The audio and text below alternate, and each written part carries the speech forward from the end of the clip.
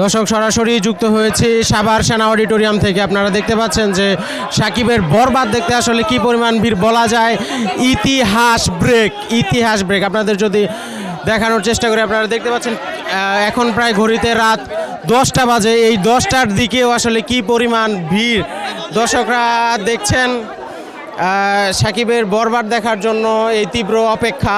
অনেকেই দুপুর 2টার দিকে এসেছিলেন, অনেকেই 3টার দিকে এসেছিলেন। আপনারা দেখতে পাচ্ছেন এমনকি দর্শকের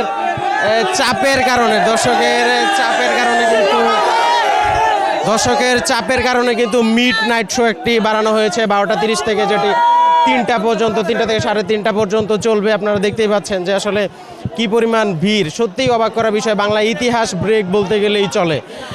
ইতিমধ্যে আপনারা জেনে থাকবেন রাজকুমার, প্রিয়তমা সহ যে বিগত সিনেমাগুলো যে প্রকাশ পেয়েছিল, সেই সিনেমাগুলোতে কিন্তু এরকম উপচে পড়া ভিড় আসলে খেয়াল করা যায়নি।